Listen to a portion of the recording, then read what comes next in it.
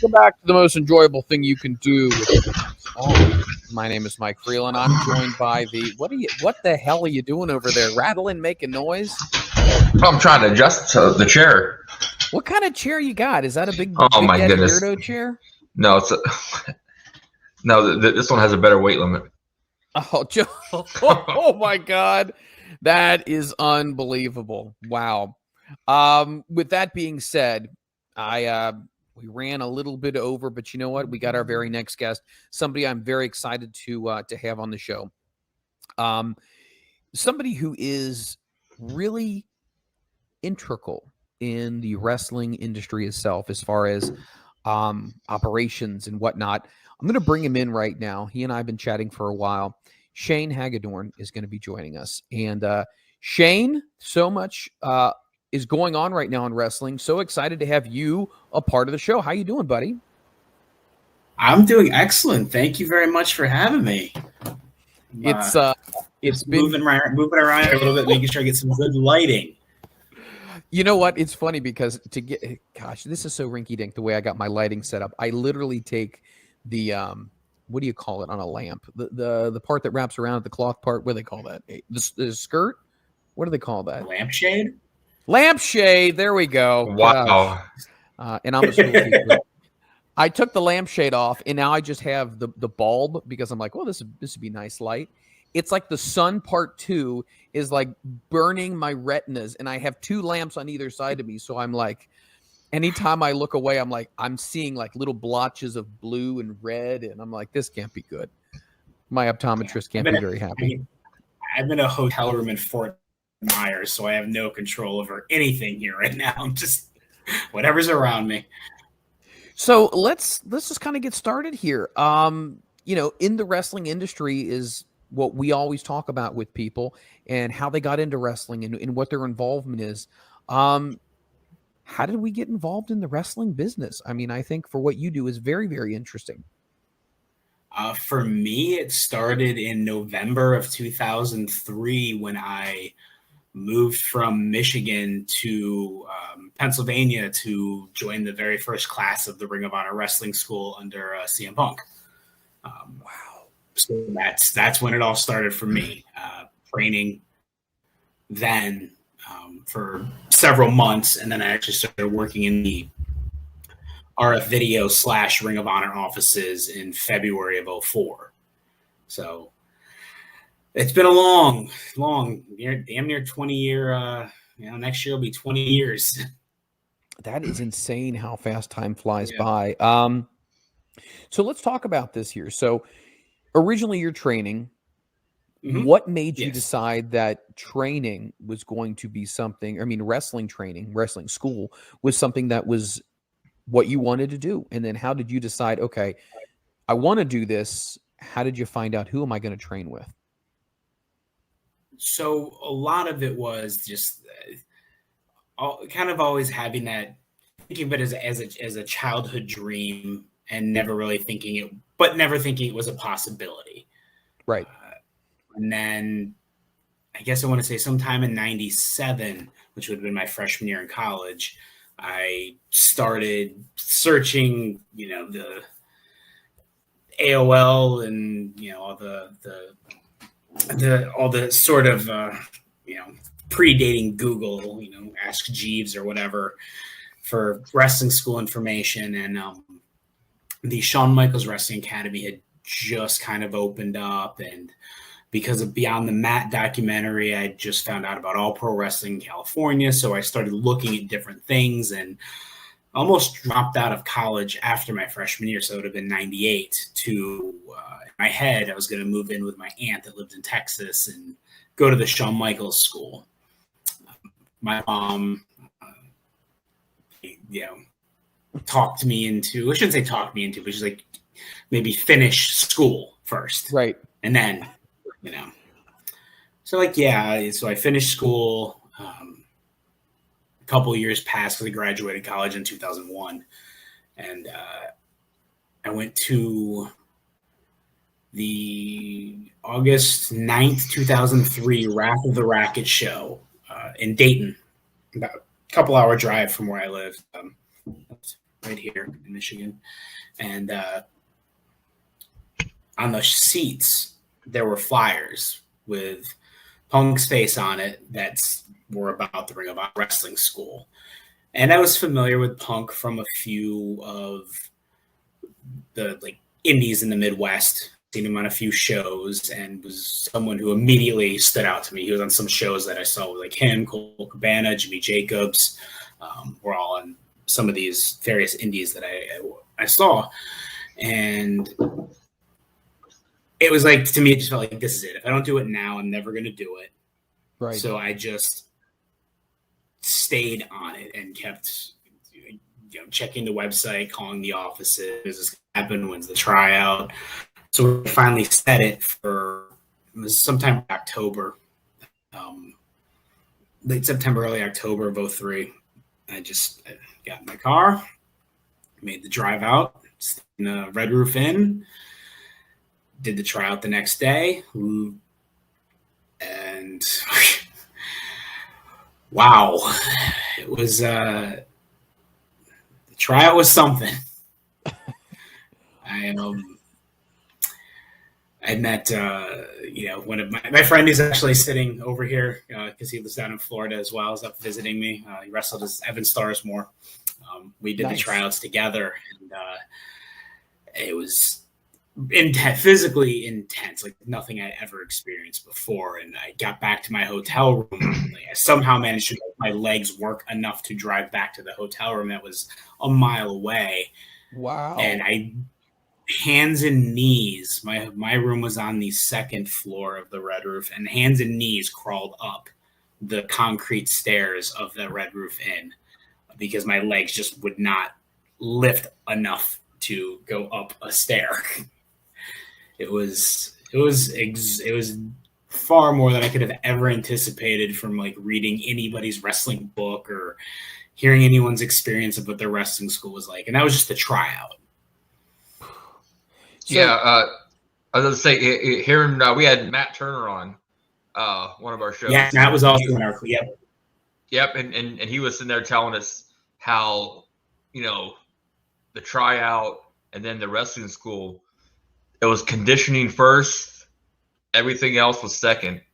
And, you just describing your hotel trip back, just validates his point. Yeah, it's insane. It was one of those things too. Him and I talked about it last week. I talked to him. We were kind of reflecting on it, and that our tryout was an actual tryout. There were 10 of us there. Only 6 of us made the cut and actually were in the school and trained. Not everybody made the cut. It was not you give me your money, you get to go to this wrestling school. You had to earn your way in through the tryouts, and that would be the case with the second class from the school too, of which I was, helping lead the tryouts now instead of being the one doing it. Not everybody got the golden ticket. So you're training for it. You get through it. It's grueling. We've heard stories that the Andersons would run up in Minnesota and just how they would just blow you up completely. And then they would put you in the ring and stretch you. And they would go through these extreme measures to weed out who really wanted to be there and who didn't. Did you ever get the feeling when you were in that, the people that did make it through, there was in some way the mindset of the people running it, let's find out how we can do some weeding? Well, I think the weeding out was all through the tryout. This was before we even got accepted into the school.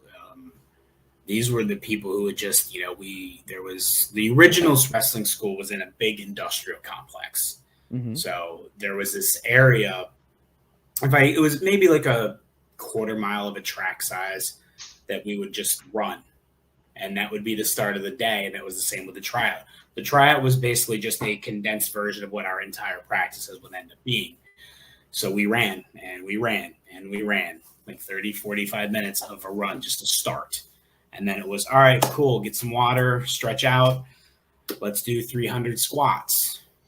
Okay, finish your 300 squats. And one of the things that was emphasized, and this is day one, complete strangers in a tryout of trying to stay in sync with each other with those squats as we stand in a circle. And like, okay, you finish those. All right, now it's time for push-ups. Now it's time for sit-ups. And it was all just that testing our I feel like it was less about testing our physical capability and more testing our mental. Like, you're not going to quit. You're not going to give up. Right. You're going to fight through this no matter how hard it gets, because this is what you want to do. And so it wasn't, at no point was there ever like a stretching. I mean, hell, we didn't touch the ring once the training actually started, aside from one day where it was, okay, everybody get in the ring. All right, now we're going to roll around with Samoa Joe. Not pro wrestle with Samoa Joe. We're going to grapple with Samoa Joe.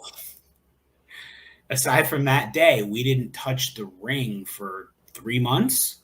Wow. Before we got in the ring for the first time. And part of that was because the six of us, Steamboat, Ricky Steamboat, Les Thatcher seminar, and it dawned on Punk on Thursday that we were going to this seminar on Friday, and we had yet to learn how to run the ropes. So it was like, I guess we better get you in the ring so you can learn how to run the ropes.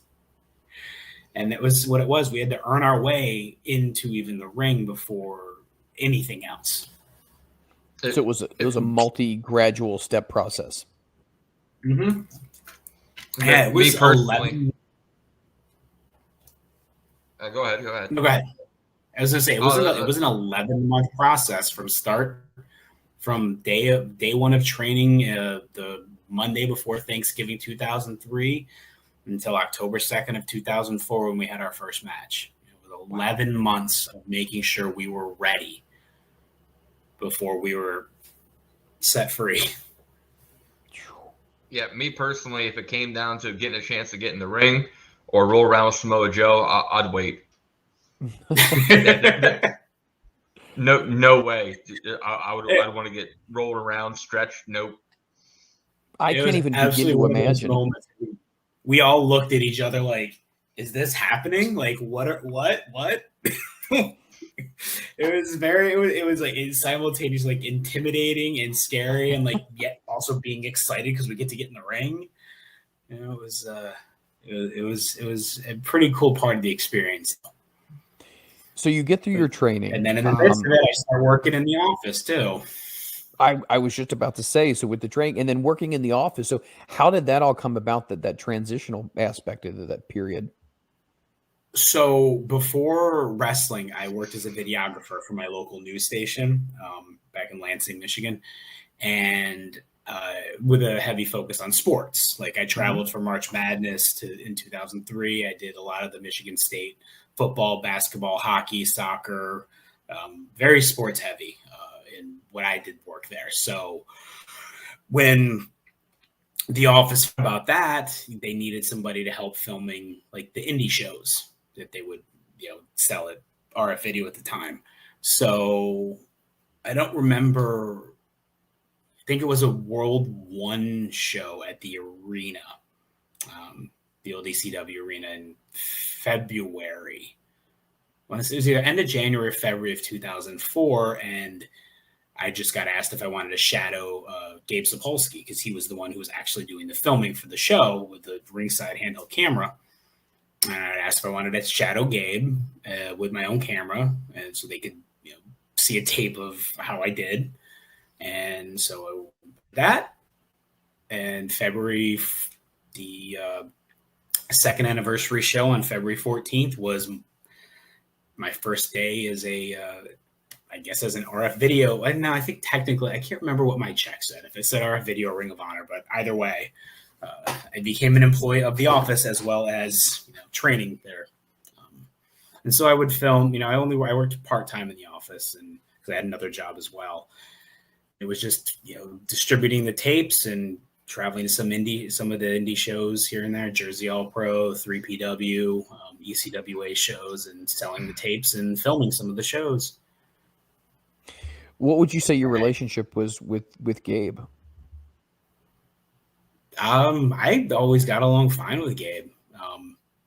even like from the beginning, I don't ever remember having any my interactions. Let me think. My interaction during the RF video phase, which was February to June of 2004, before the complete divorce of the two companies. So my interaction was minimal, because I was my travel was with my classmates in our cars, from show to show. In the office, Gabe was not as much in the office. He would come in. He was in here and there, but he wasn't as much in the office. His job didn't necessarily require him to be in the office as much as somebody who was doing the editing or the filming or the dubbing of the VHS of the tapes. But come the move over to the Ring of Honor office, then I would see him more and travel more and actually get to communicate more. And it was always good. I can't think of any time I ever really had any issues of any kind. And at one point in the Armory, the Philadelphia Armory, even sitting down with him and just having booking related conversations, and he, for whatever reason, when we were running, when the second class of the wrestling school started in 2005, he kind of let me handle the booking of pre-show matches and any of that, with anybody who came in that he wanted to give a look, to put them in a dark match, pre-show match, whatever they wanted to call them. He kind of let me handle all that stuff, which was cool, considering I has all of a year of experience under my belt. So, all in all, I would say it was a fairly decent relationship. Would you say also that a willingness to be willing to do whatever and making yourself available, we've often heard this from a lot of people we've interviewed, is that goes a long ways. Being willing to be a part of something and willing to learn different aspects, it makes you very versatile, and it makes you even more of an important commodity within a wrestling company as well. Would you agree with that? Oh, absolutely. For myself, I had the videography experience. I would end up being, after the split from RF Video, I ended up being the second camera on the floor from World Title Classic until Nowhere to Run. So it's a year of shows. I was the second camera on the floor until I decided I couldn't split my time anymore between wrestling and filming the shows. I eventually ended up as the head of our ring crew. I wrote, eventually would end up writing 80-90% of the content for the ROHWrestling.com website. I end up writing what would end up on the DVDs, not the match listings per se, but when we would start doing shoot interviews or best of compilations. I wrote the text that would go on the back of those DVDs, programs. I was an English major in college, so I guess that was maybe the natural fit to be the one to write this stuff. So, yeah, being versatile and willing, and I drove the trucks, the ring trucks also. Yeah, so it paid off to being versatile and just kind of taking on little bits of everything. So I think one thing that I've said in other conversations about it was everybody that worked in that office kind of wore multiple hats, because there were very few of us. I often ask people what their perception of Ring of Honor was, because you got to figure it's this. Eventually, it's running shows in the UK, running shows in Japan, traveling across the entire country. Some of the best wrestlers of the last 20 years in that company. But we had an office that at its biggest was 7 people, 8 people. There was, and that's not counting Gabe. I'm not counting Gabe in that office staff, because his focus was on putting together the show's booking. I'm talking the day-to-day operations of the website, shipping orders, mailing orders, taking the phone calls, website stuff. 1, 2, 3. There's 6 to 8 of us were at the largest point in the company. So it's 2005, 2006 in the office. I always compared ROH to ECW, where the office was really small, multiple hats, but you needed to know, more than one thing, and you needed to be willing to do whatever it took to make the product and, like come alive. It absolutely. Like having those conversations with some of the ECW alumni that, I shared a locker room with, it was like, I think one of my favorite scenes in the Rise and Fall of ECW DVD, when they show like what it really looked like when they were filming all those stand-ups with Joey Styles, and there's like Paul Heyman's mom's washer right behind them. That ain't that much different from Ring of Honor. Like, we were filming commentary in the studio. The shoot interviews are being done on some like dog hair and dog pee soaked couch in a 900-degree room with DVD boxes surrounding poor sweaty Skandar Akbar. It was wait, you did those in Freeland's living room? Okay, that's enough. well done. It is exactly like that, man, where there's so few people just keeping the ship afloat. But it started with Carrie, Carrie, at the top of it, and kind of, trickling down into the rest of us, and then, bleeding out into the crew, because even at some of our biggest shows, our ring crew is 5, 6, 7 people, and that's it when it's at its full production pre-Sinclair of, the ring, the lighting, the staging, all of that. And this is all being put up and torn down by, 6, 7 people every week. That's a hell of a lot of work. A hell of a lot of work. Yeah, it was. I look back on like our very first real ring crew show was Final Battle 2003, which was when Great Muta came in, Kaz Hayashi, Kojima, and we were out of that building and at Denny's by like midnight. And then fast forward like 5 or 6 years, and we're doing ring crew still. The sun's coming up in the Manhattan Center. Wow. The production, how much the scale grew, and venues that we ran grew in pretty short order. Like a pit crew, did you guys ever try to time yourself to see how quickly you could get stuff done? Sometimes it would be like how, especially if it was a Friday night and we still had a show on Saturday. But then there were those venues where we just knew we were stuck here forever. And if we got out before the sun came up, it was a blessing. Let me throw this at you. I love shoot interviews, and obviously, Ring of Honor did a ton of them, and then obviously, even the precursor to that was RF Video. Was that the very first time, at least it was for me, that I knew that shoot interviews were a thing? Because I feel like it was also that very much underground.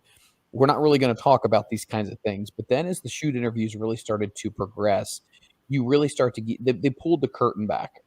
And I think people were just jonesing to get their hands on these things. So when did you feel like the shoot era interview really started to explode as far as the demand for the product?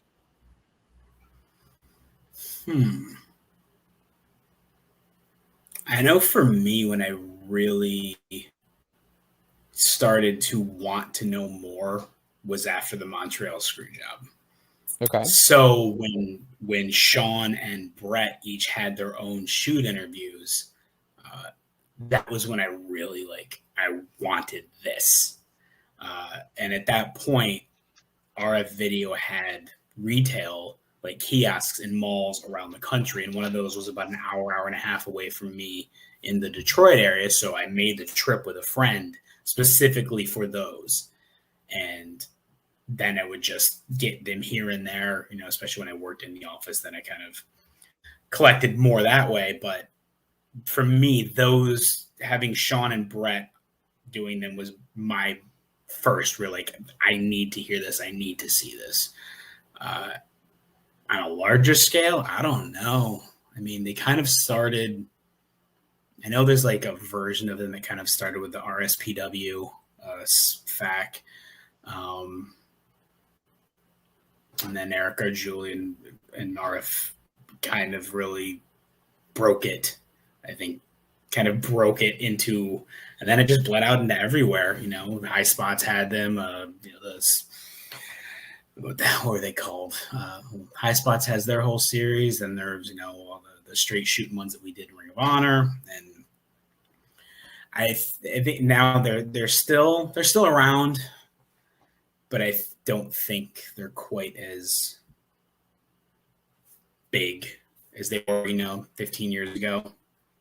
I feel like everything's so much more open. I think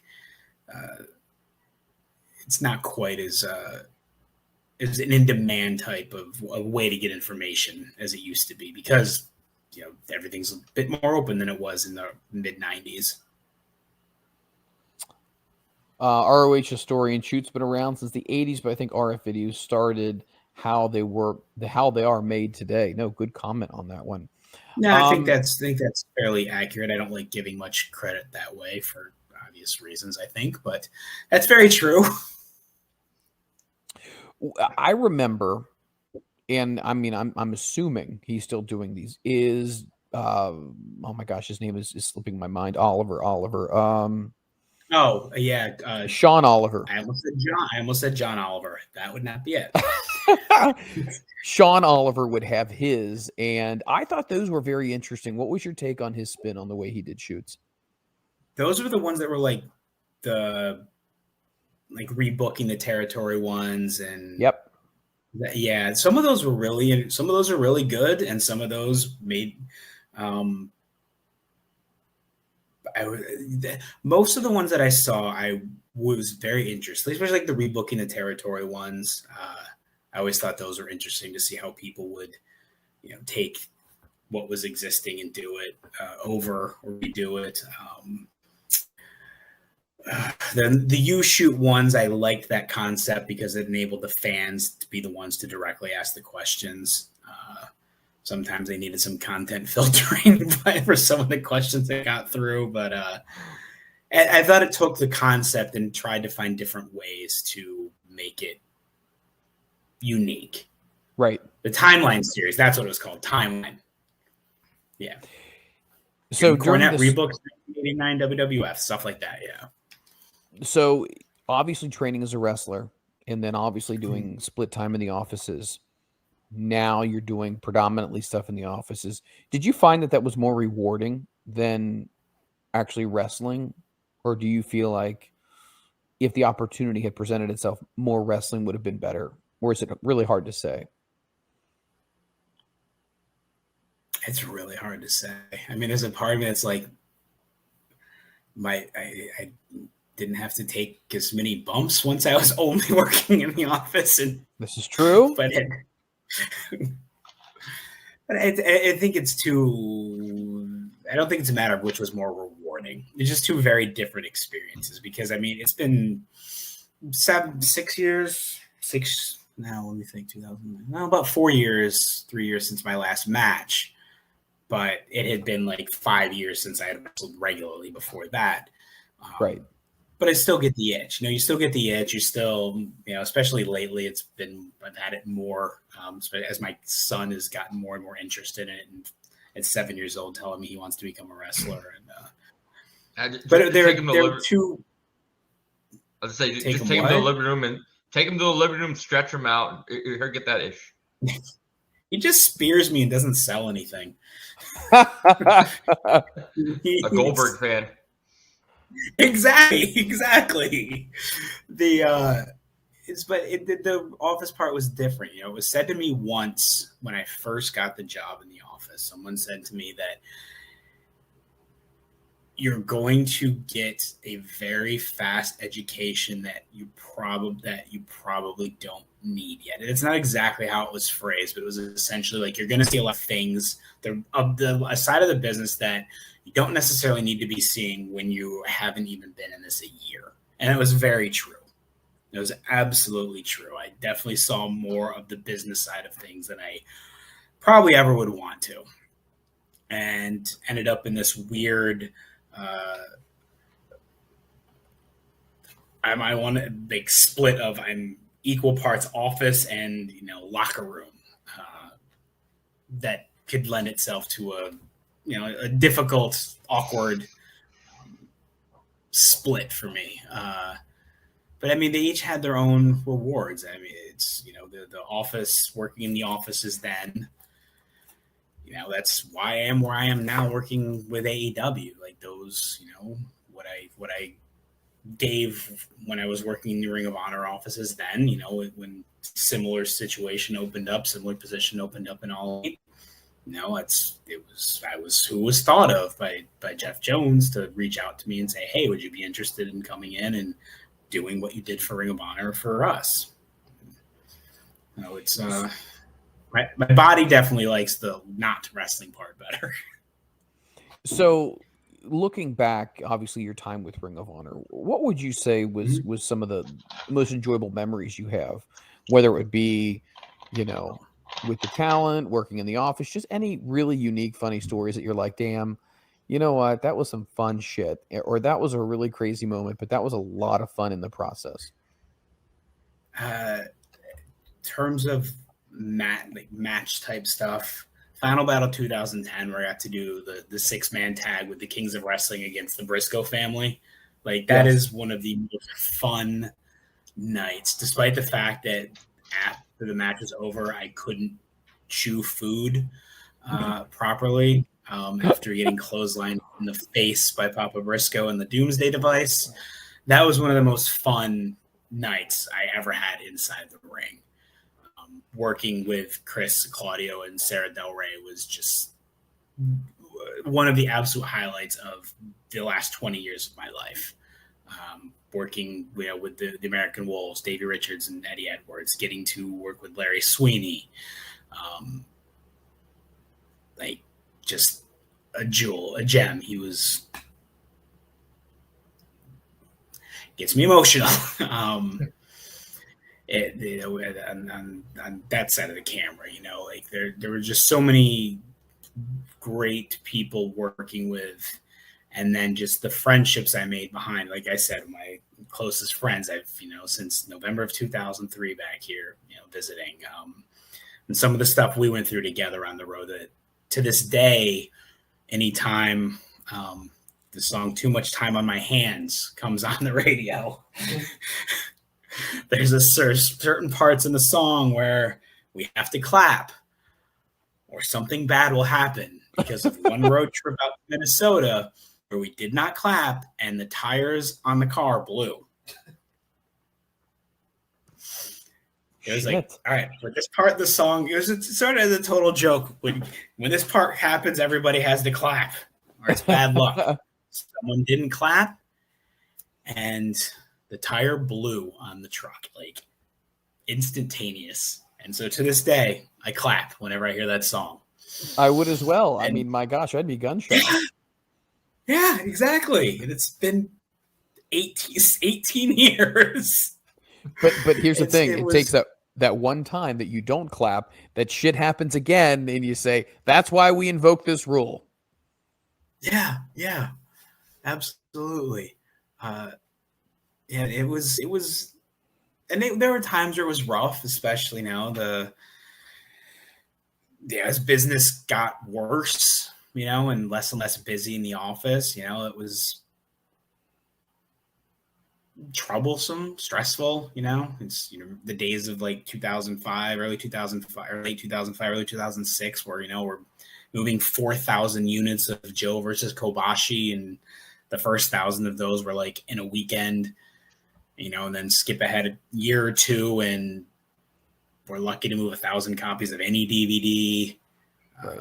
Just watching how that business model changed, the DVD market not being so in demand.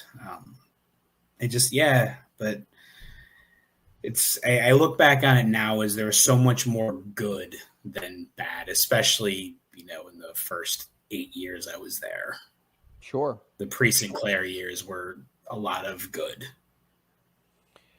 Obviously, a lot of the companies nowadays have their own streaming service. Do you feel like that definitely helped when it came to Ring of Honor having their own streaming service? Was that just the natural maturation, you think, to say, hey, what, the Honor Club? Yeah, with deciding the Honor to Club go. is a rancid pile of garbage. Really? The Honor Club. I think the Honor Club service is absolutely terrible. I know part of that, there's an absolute difficulty in the copyrighted music issue and having to edit out that and work around that. But I think the interface and with the Honor Club is atrocious. There's some of those shows that are split up like match by match. There's no way to like click on it and just watch it as an entire event. The year of 2007 is completely missing from there. There's not even a graphic that says 2007 to click on. Any of the pre-Sinclair stuff is really just bad on there. And even in the post-Sinclair stuff, the post-June 2011 to present day stuff is spotty, sketchy. Like there's one show I watched in there it was some sort of pay-per-view feed, and the intermission is still intact in the middle of the streaming show replay. Wow. So it hits the intermission, and there's 30 minutes of we will be right back in the middle of a VOD replay version of the show. Like, come on. What do you think now of Tony Khan purchasing Ring of Honor, and just talking to Kerry, he feels like it's in really good, especially with someone like Tony. Do you feel like fans are now going to get a chance to have a better experience with the library of Ring of Honor as opposed to what it was with Honor Club? Absolutely. Whatever it ends up being, however it ends up being, I know the music part will always be a thing. Like the WWE Network is an example of that. How they've had to handle even their own content. Like as much as you go watch WrestleMania 17 and the disturbed version of Steve Austin's theme music that has disappeared from the face of the earth. All of the ECW original music is completely generic, or they just use the WWE versions of their theme songs, or like RVD for some of the match entrances. It's a necessity when you're playing with music that you don't own. So I know that'll always be a thing, but I think as far as how the content is distributed and used, I think it is in the very, very caring hands of someone whose brain for wrestling is just amazing, and knowledge and respect for the product as a whole and love for pro wrestling is just amazing. So I definitely want to go into the relationship with Tony, but you said Jeff Jones was the one who kind of brought you into. Yeah, I worked with Jeff in Ring of Honor, and so he would eventually be the person that I would like send stuff to that would get posted on the Ring of Honor website. So he knew, firsthand from our relationship, like what I did and what I had to offer. And he reached out to me prior to the first Double or Nothing in 2019. That's when I started writing content for the website and for the AEW website. It was way back then. Yeah. So I was lucky enough to kind of be in from the not the very beginning, but kind of like the ground floor before the very first show. Was contributing even leading up into that. It's so interesting because, you were there when Ring of Honor was super, super hot. Now you're transitioning yourself into AEW where it's super, super hot. You have to feel you've been blessed. I mean, not you have great talent, but you also feel like you have been blessed by the wrestling gods to be, a part of two organizations that have been such a big part of your life so far and have given you a lot of opportunities. Yeah, I am very fortunate. I have definitely,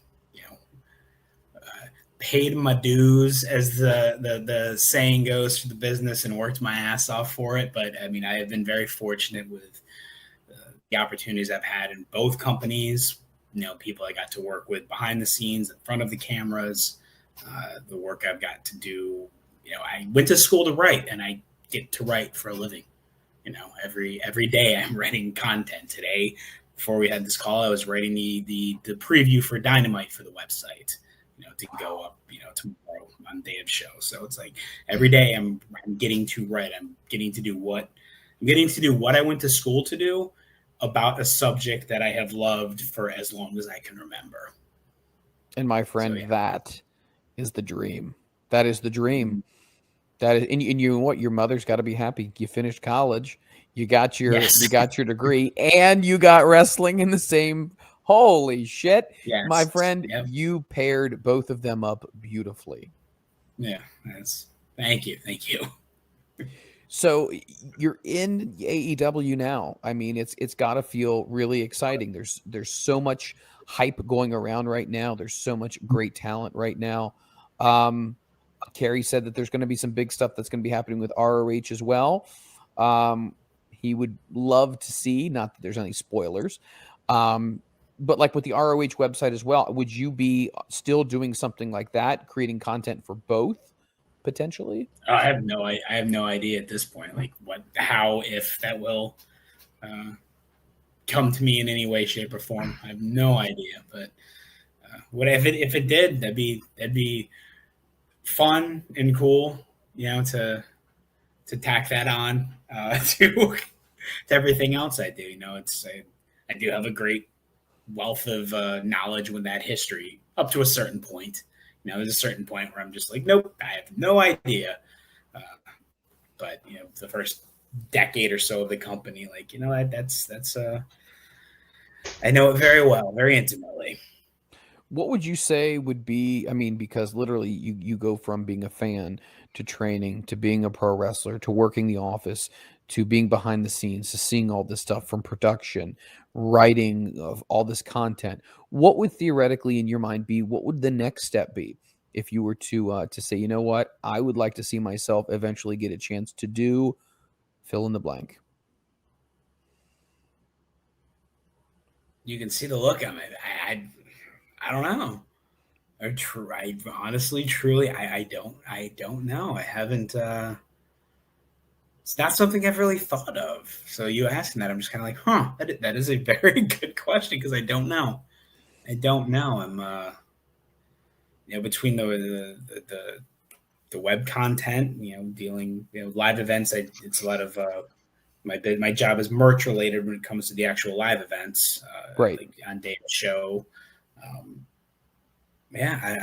don't know. I mean, I enjoy what I am doing now, so I guess I haven't really thought of what would be next, because I don't know. Just kind of living in the moment, right? Yeah, pretty much. Do you ever think that you could see yourself like a Gabe? I mean, moving to that next level. I'm not really sure how the inner workings of AEW are, but I mean, with a writing background, a history of wrestling, and if Tony came to you and said, Shane, need to see you in the conference room. What's your thoughts about putting Dynamite together? And you then reply with, well, I'm glad you asked me that question. They're like, okay, whatever you need. That would be our response. What do you need? I'm there. Well, there's so many seminars that you could do. Like I mean, it would be a complete mind trip right there, because I'm just, as we're talking to you, we're checking off all the boxes, and I do know right now, and I think at oh my gosh, it was on one of the websites. What's the website everyone subscribes to share your information, your resume? Oh my gosh, LinkedIn. They're looking. Gosh, thank you. I should have been more prepared as an interviewer. I should have known that. Makes me look like a hack. They're looking for a new EVP. My friend, the job is now available. Shane, what do you think, buddy? LinkedIn because I literally have I only need LinkedIn because I literally have a LinkedIn tab right here, because I got a message sent to me on LinkedIn from someone I'm trying to interview for my own book. So if I wasn't literally staring me in the face, I probably would not have thought LinkedIn. I'm turning into my dad. My mom and my dad, they argue so much about stuff. They're like, the thing. Yeah, the thing. Whatchamacallit said that to me earlier when we were at the place. And now I've just kind of picked up on it. I'm like, I can't even literally name what the hell I'm talking about. But yeah, I mean, so many things are happening, so many moving parts. I'm going to pick your brain right now. I'm going to ask you straight up, what's going on with Cody? Come on. What's your inside sources telling you? Yeah, I know nothing. about anything. And I like it that way. When I was in Ring of Honor, I knew everything that was going on for the most part. Now I could blissfully be ignorant of anything beyond my job and what I need to know. So, I was going to say, it's got to be nice to almost say, hey, you know what? I'm taking a step back from this, because if you know, it can be cool, but I feel like that really excitement, cool part would kind of fade off quickly. And then you would probably have people just like vultures wanting to know, what about this or what about that? And you just get incessantly asked questions. So it's like, you know what? Hey, the old phrase, that's above my pay grade. Don't really know. So talk to somebody else. And I think that was part of, when I said the Ring of Honor office was so small, it just meant every single one of us knew a lot. We knew a lot of what was going on, stuff that we didn't necessarily need to because we were so small. We knew. Right. And that's a nice thing that I can just say, no, I deal with the merchandise and I write my stuff. What would you do? Well, I'm sorry. I would say, other than that, I'm good. What would you say to somebody who is like you in your position? They're either about to graduate high school, or they're about to go to college, or they're in college, and they say, man, Shane's had an amazing career. He's gotten to do all these things in wrestling. I really want to do that too. What would your advice be to somebody who wants to get into wrestling, maybe not as a wrestler, but if they want to break in as far as maybe production, or they want to break in doing technical stuff or camera work or whatever? Where would you point them? I think that end of things comes about so, I know a lot of our production crew, as far as videographers, the cameramen, the ringside guys, their backgrounds come from all over the place. A lot of them do their sports, different sports backgrounds, and then they come into wrestling and they stick with it, and that's just no, this is what my job is going to be. I will stay with the wrestling company. And I think the production end of things, I imagine being so much more difficult of I want to be a videographer for wrestling, and okay, I guess you would want to find a local indie. Perhaps that's one way to do it. Find your local indie and try to make an ins there. But as it gets on a larger scale, I think it's just putting in the time and getting good at your job. And because wrestling is a very different animal to film than any other sport. And I have filmed every sport that I can possibly think of. And wrestling is very different from any of them, because in your standard sports, you pretty much just have to follow the ball. It's can get, especially things like baseball or hockey, where it is a very fast moving object. You pretty much just follow the ball. And wrestling, as as a videographer, you have to anticipate what's going to happen. And a lot of that comes from just watching and knowing what people do, knowing what people's signatures are and their moves and their good spots, because you have to be there. Especially if it's an indie show where it's usually one camera, maybe two. There's not options for picking up different angles from the shot to cover it if your shot is bad. You are the shot. And it's just, there's so many different aspects. Be it as you get bigger too, then you get the graphics guy, and then you've got the audio engineers and directors, producers, which I want to say was last year on AEW's YouTube page, they put up a feed of what the audio sounds like in the directors in the production truck. And it's just, ready one, take one, ready two, take, and it's done so fast. And I've worked as a director when I was in college for a local, our local channel, just broadcasting, excuse me, broadcasting a meeting. So that's just ready one, take one. If you can find that audio feed on AEW's YouTube channel, it's insane. It's preparing yourself for that kind of camera work. Yeah, I seen it on, I think it was on Twitter. I was watching that. Was it? I think they also did one with CM Punk when he came in. Mm-hmm. It was That's that night. Holy crap! I mean, I have a media background, a media degree, and electronic media, and it was just like, it was so fast paced. Take one, take two, push in, go here, go there, slow fade out, back out. It's just like, geez, a friggin' Pete, how do you keep that shit straight? Yeah, exactly. It blew, like, when I heard that, it just, because I've never sat in the truck during TV. I know it's always like an open invitation, but I've never gone in there and listened.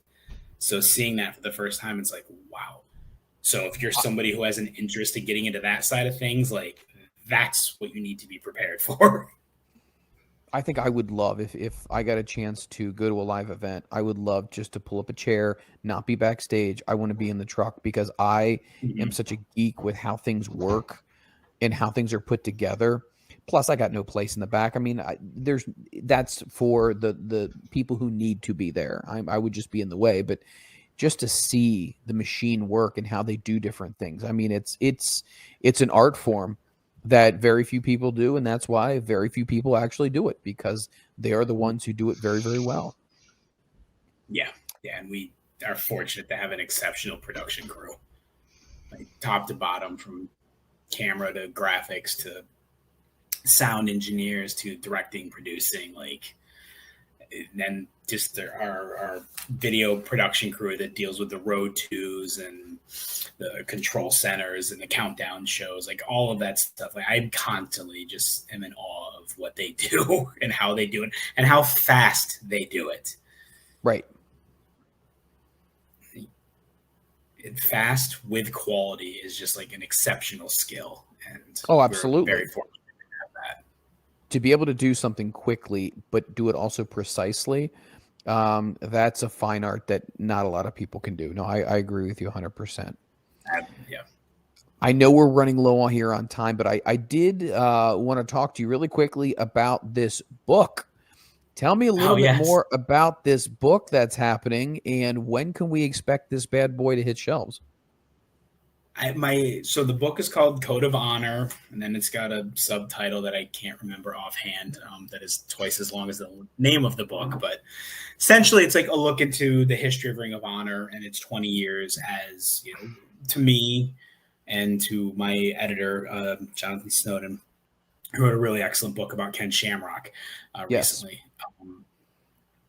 That Ring of Honor is the most influential company in pro wrestling in the last 20 years. Yes, and so it's delving into the history of the company from the end of ECW and what of that led into the creation of Ring of Honor, and then exploring the next 20 years up through pretty much Final Battle of 2021, kind of being the end point, because every book has I had to go into it with thinking of this is going to be the end point, because it's an ever evolving story. If you keep going, the book never ends. You never actually finish, because the story never ends. So that's kind of like the end point of it, looking at it up to there, and just talking to it through the people who lived it as a wrestler, in the office, as a fan, as people that were business associates. Like, for example, I've spoken to some of the people we worked with at HDNet. I talked to Evan Ginsberg, who was one of the associate producers on The Wrestler, from working with that. Trying to talk to some of the people we worked with internationally, with some of those tours in Japan and the UK. Just anybody who's had various experiences through the company, being in any form, with a mix of newsletter history and stuff like that. Just trying to paint the big picture of the company and all the ups and downs of it over the last 20 years. So it's not my story of the company. It is, a story of the company that's told by, I think it's exciting, those who lived it. Yeah, Someone referred to it as kind of an oral history. The anthology of what was Ring of Honor and what it continues to be, because obviously we're just going to be seeing a new chapter unfolding soon, and I think we're all incredibly excited for it. I know you're probably really jonesing to see what is going to come next, especially for the wrestling fans who, love Ring of Honor, and to know that it is going to continue and that it is in good hands with Tony Khan, I think definitely puts a lot of people's worries at ease. because I think we also agree, a lot of wrestling fans, if that happened to go to WWE, yeah, it would kind of sting a little. And I'm glad that it's going to be not staying just in. for fans, but not just for fans of Ring of Honor, but to me too, it's that people who don't know it. Right. There's so much content in there, and so many wrestlers who never got to be seen on a large scale because we were selling 1,000 DVDs. You know, it's 1,000. You know, it's one of those, like, the perception of Ring of Honor's scale again was not as big as it seemed. Like, you sell 1,000 copies of a DVD, that's 1,000 people and their friends who saw it. Some bootleggers, people who were at the live events. You know, so not as many people saw the product as could see it now. You know, you get someone like Nigel McGuinness, who, for my money, is one of the absolute best wrestlers of the last 20 years, but who never got to be seen on that scale. Like, people who need to see, to me, as a fan, people need to see the matches that Brian Danielson and Nigel had. Nigel and Morishita's matches. Nigel as the man who really made the Pure Championship mean something for that company. Nigel as the world champion. Like, to me, he might be my number one of that video library that people just need to see, because he was just so damn good without the profile to really be seen by everyone. No, well said. No, definitely. Give us all your details here. Give us all the details where people can follow you, so people can follow your updates on all the projects you're working on. I am ridiculously excited to have gotten a chance to talk to you and to get to know you. Fun. And it's really cool. The wrestling world is a great community, and I think we're smaller than what people think. And when you actually get to put a name with a face and get to hear someone's story, it just it really puts that final piece into the puzzle. So the floor is yours. Go ahead and plug, promote anything and everything. At Hagadorn Shane is my Twitter and my Instagram. Facebook is just Shane Hagadorn. I rarely ever use it aside from just posting links to my content that I write. The book Code of Honor will be out on Hybrid Shoot Press probably next year. My deadline is December, so probably won't see the light until early next year unless I finish it early. But there's a lot. Talking to a lot of people, and then filtering through the interviews for the content that I want, and then finding all the historical references and the assorted newsletters and everything. There's a lot going on here. It would have, there's so much more than I could have anticipated, and so many people just willing to tell me their stories too, which is super cool. And then every week on the AEW website, the previews for our various various events. That's my handiwork. And then if you feel like hearing me run my mouth about Ring of Honor history, you can go check out an Honorable Mention podcast at an Honorable Pod on Twitter and Instagram as well. That's sensational. Love it, love it, love it. Ritster, do you have a final question? Anything else on your mind, sir? No, normally I sit there and ask the hot tub time machine question, but I'm kind of speechless. I don't know how I would phrase it to him. Because I had an idea, if I may interject. Hot tub time machine question. All right. Yeah. Well, can I throw a little twist on this one for Shano? Freland, I will let you take the floor with this one. Shane, if you could go back to any event that you were a part of, go ahead and sit front row. Turn back the hands of time. What would you go back and what would you watch without having to be busy, not having to do anything? Just sit there as the younger version of yourself and just say, I'm just going to soak this in. What would it be? I actually loved it. Say that again? Glory by Honor 5, Night 2. Our first show in the Manhattan Center upstairs in the Grand Ballroom. Main event was Brian Danielson versus Kenta for the Ring of Honor World title. That would probably be it. That's awesome. It's a great match. Yeah. That is sensational. And it was a tremendous night as well. I mean, it'd be a tremendous night as a fan. For me, that night was an absolute nightmare. But as a fan, just watching it as a show, it would be wonderful to go sit down in the crowd and watch that show without any responsibilities to worry about whatsoever. Just to soak it all in and say, hey, you know what? I'm not working the night tonight. I'm just going to have fun. That is a great answer. Shane, we're definitely going to plug the podcast when the book comes out. Please, please, please, please let us know. I would love to get a chance to read that as well. Any chance we can twist your arm to come back again and talk some wrestling, Ring of Honor, and just pick your brain on some more topics? Absolutely. I love doing this stuff. I love talking about wrestling. It's absolutely fun and so much fun to reflect back on stuff and find out what other people like, and just, that's part of the fun of it, man. Hey, 6 degrees of Kevin Bacon, my friend. 6 degrees.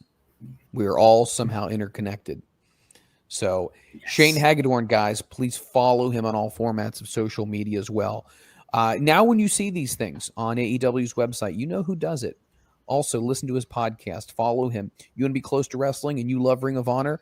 Hit him up on social media as well. He'd be more than happy to go ahead and indulge in your questions.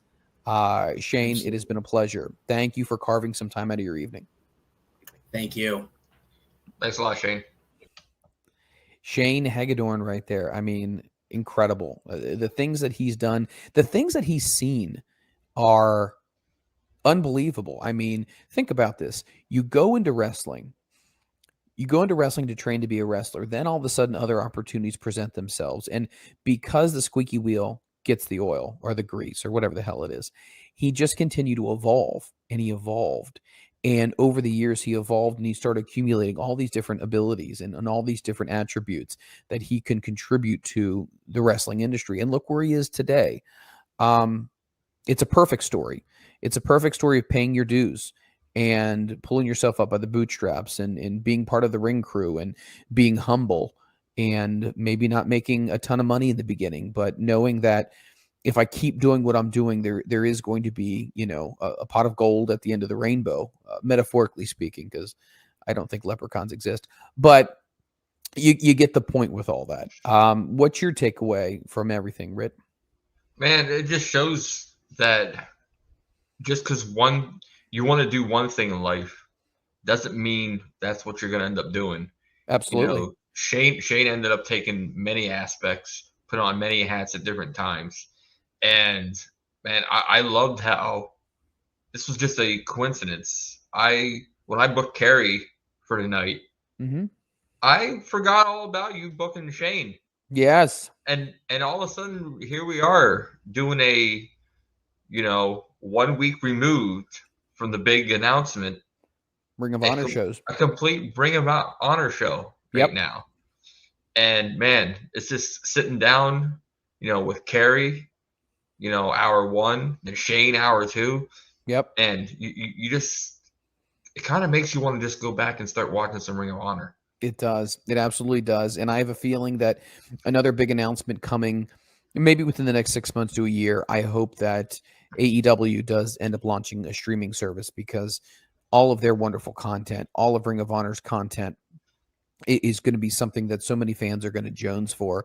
And I think it's going to become very, very successful. And I hope Shane gets more opportunities to work with that, because I think he will definitely add his flavor into the mix and definitely use his artistic abilities to make it a very, very successful platform.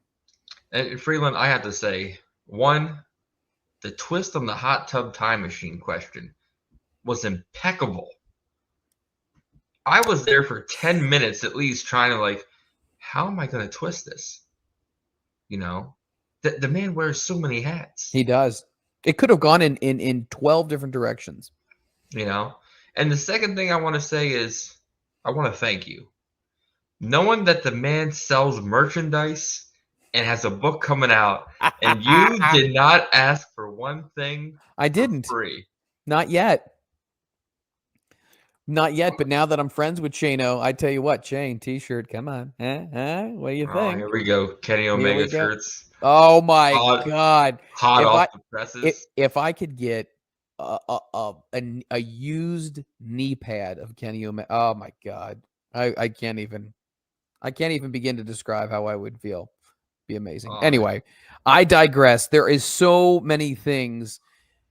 Not the book, as the book has not come out yet. Hopefully when we get it, we will be able to go ahead and get an advanced copy. And we could actually do that on Overbooked. Read it. We could do it on Overbooked. It could be part of the book club.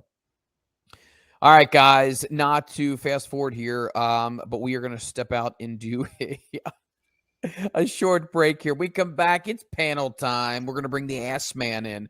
We're going to bring Liam Savage in, a.k.a. whatever the hell he calls himself this week. And Anton will be manning the phones. There is the hotline number will be open tonight. I will be leading this 3-ring shit show circus. So don't go anywhere. We're going to stop out. I'm losing earpieces. Look at that. It's on my shoulder. Where's my shoulder? Over there. Don't go anywhere. This is Front Row Material. It's your Tuesday night. We'll be right back.